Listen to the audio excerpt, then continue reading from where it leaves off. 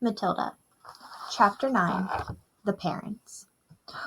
When Miss Honey emerged from the headmistress' study, most of the children were outside in the playground. Her first move was to go round to the various teachers who taught the senior class and borrow from them a number of textbooks, books on algebra, geometry, French, English literature, and the like. Then she sought out Matilda and called her into the classroom. "There's no point," she said, "in you sitting in class doing nothing while I am teaching the rest of the form the 2 times tables and how to spell cat and rat and mouse. So during each lesson I shall give you one of these textbooks to study. At the end of the lesson you can come up to me with your questions, if you have any, and I shall try to help you. How does that sound?" "Thank you, Miss Honey," Matilda said. "That sounds fine." I'm sure," Miss Honey said, "that we'll be able to get you moved into a much higher form later on, but for the moment the headmistress wishes you to stay where you are." "Very well, Miss Honey," Matilda said. "Thank you so much for getting these books for me." What a nice child she is, Miss Honey thought. I don't care what the father says about her. She seems very quiet and gentle to me, and not a bit stuck up in spite of her brilliance. In fact, she hardly seems aware of it. So when the class reassembled, Matilda went to her desk and began to study a textbook on geometry which Miss Honey had given her. The teacher kept half an eye on her at all times, and noticed that the child very soon became deeply absorbed in the book. She never glanced up once during the entire lesson. Miss Honey, meanwhile, was making another decision. She was deciding that she would go herself and have a secret talk with Matilda's mother and father as soon as possible. She simply refused to let the matter rest where it was. The whole thing was ridiculous. She couldn't believe that the parents were totally unaware of their daughter's remarkable talents. After all, Mr. Wormwood was a successful motor car dealer, so she presumed that he was a fairly intelligent man himself. In any event, parents never underestimated the abilities of their own child. Quite the reverse. Sometimes was well nigh impossible for a teacher to convince the proud father or mother that their beloved offspring was a complete nitwit. Miss Honey felt confident that she would have no difficulty in convincing Mr. and Mrs. Wormwood that Matilda was something very special indeed. The trouble was going to be to stop them from getting over-enthusiastic. And now Miss Honey's hopes began to expand even further. She started wondering whether permission might not be sought from the parents for her to give private tuition to Matilda after school. The prospect of coaching a child as bright as this appealed enormously to her professional instinct as a teacher, and suddenly she decided that she would go and call Mr. and Mrs. Wormwood that evening. She would go fairly late, between 9 and 10 o'clock, when Matilda was sure to be in bed. And that is precisely what she did.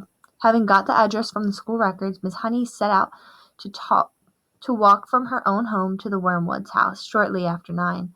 She found the house in a pleasant street, where each smallish house in a building was separated from its neighbors by a bit of garden.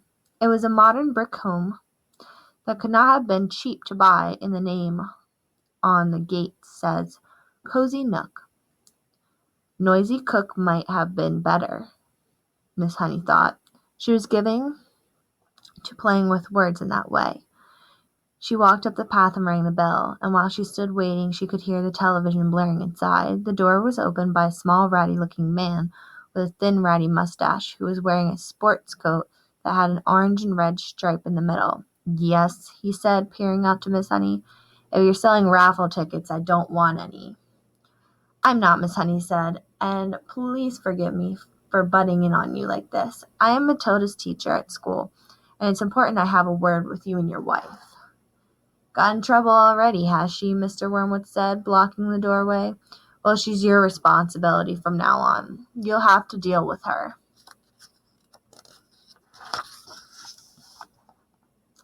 "She's in no trouble at all," Miss Honey said. "I have come with good news about her. Quite startling news, Mr. Wormwood.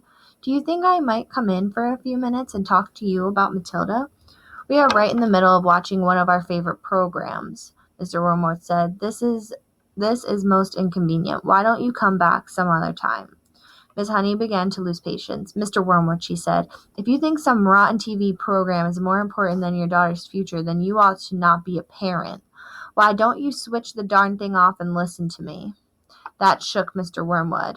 He was not used to being spoken to in this way. He peered carefully at the slim, frail woman who stood so resolutely out on the porch. "Oh, very well, then," he snapped. "Come on in and let's get it over with." Miss Honey stepped briskly inside. "Mrs. Wormwood isn't going to thank you for this," the man said as he led her into the sitting room, where a large platinum blonde woman was gazing rapturously at the TV screen. "Who is it?" the woman said, not looking around. "Some school teacher," Mr. Wormwood said. "She says she's got to talk to us about Matilda." He crossed to the TV set and turned down the sound, but left the picture on the screen. "Don't do that, Harry," Mrs. Wormwood cried out. "Willard is just about to propose to Angelica." "You can still watch it while we're talking," Mr. Wormwood said. "This is Matilda's teacher. She says she's got some sort of news to give us." "My name is Jennifer Honey," Miss Honey said. "How do you do, Mrs. Wormwood?"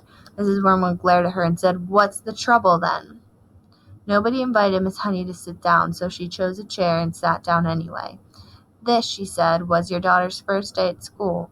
"We know that," Mrs. Wormwood said, ratty about missing her program. "Is that all you came to tell us?" Mrs. Honey stared hard into the other woman's wet gray eyes, and she allowed the silence to hang in the air until Mrs. Wormwood became uncomfortable. "Do you wish me to explain why I came?" she said. "Get on with it, then," Mrs. Wormwood said. "I'm sure you know," Miss Honey said, "that children in the bottom class at school are not expected to be able to read, spell, or juggle with numbers when they first arrive.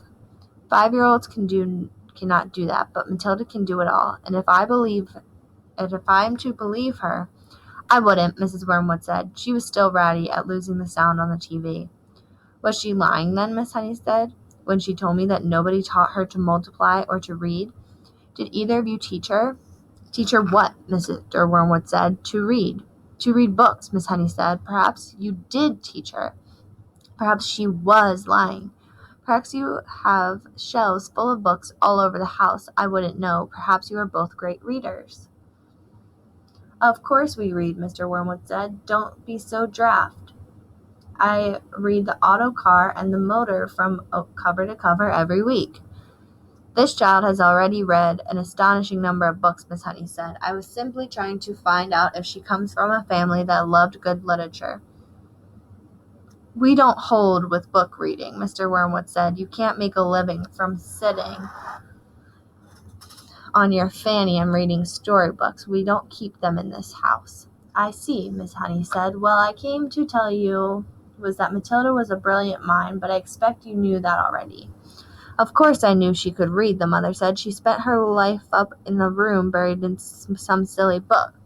"But does that not intrigue you," Miss Honey said, "that a little 5-year-old child is reading long adult novels by Dickens and Hemingway? Doesn't that make you jump up and down with excitement?" "Not particularly," the mother said. "I'm not in favor of blue-stocking girls. A girl should think about making herself look attractive so she can get a good husband later on. Looks is more important than books, Miss Hunky." "The name is Honey," Miss Honey said. "Now look at me," Mrs. Wormwood said. "Then look at you. You chose books. I chose looks." Miss Honey looked at the plain, plump person with the smug, soup-pudding face who was sitting across the room. "What did you say?" she asked. "I said you chose books and I chose looks," Mrs. Wormwood said. "And who's finished up the better of me? Of course. I'm sitting pretty in a nice house with a successful businessman, and you're left slaving away teaching a lot of nasty little children the ABCs." "Quite right, Sugar Plum," Mr. Wormwood said, casting a look of such simpering sloppiness at his wife it would have made a cat sick. Mrs. Honey decided that if she was going to get anywhere with these people, she must not lose her temper. "I haven't told you all of it yet," she said. "Matilda, so far as I can gather, at this early stage is also the kind of mathematical genius. She can multiply complicated figures in her head like a lightning. What's the point of that when you can buy a calculator, Mr. Wormwood said. A girl doesn't get a man by being brainy, Mrs. Wormwood said. Look at the film star, for instance, she added, pointing to the silent TV screen where a bosomy female was being embraced by a craggy actor in the moonlight. You don't think she got him to do that by multiplying figures at him, do you? Not likely. And now he's going to marry her. You see, if he doesn't, she's going to live in a mansion with a butler and lots of maids. Miss Honey could hardly believe what she was hearing. She had heard that parents like this existed all over the place and that their children turned out to be delinquents and dropouts, but it was still a shock to meet a pair of them in the flesh. Matilda's trouble, she said, trying once again, is that she's so far behind of everyone else around her that it might be worth thinking about some extra kind of private tuition. I seriously believe that she could be brought up to university standard in 2 or 3 years with the proper coaching. University, Mr. Wormwood shouted, bouncing up in his chair. Who wants to go to a university, for heaven's sake? All they learn there is bad habits. That is not true, Miss Honey said. If you had a heart attack this minute and had to call a doctor, that doctor would be a university graduate. If you got sued for selling someone a rotten second-hand car, you'd have to get a lawyer, and you'd be a university graduate too. Do not despise clever people, Mr. Wormwood, but I can see we're not going to agree. I'm sorry to burst in on you like this. Miss Honey rose from her chair and walked out of the room. Mr. Wormwood followed her to the front door and said, Good for you to come, Mrs. Hawkes. Or is it Miss Harris? It's neither, Miss Honey said, but let it go. And away she went.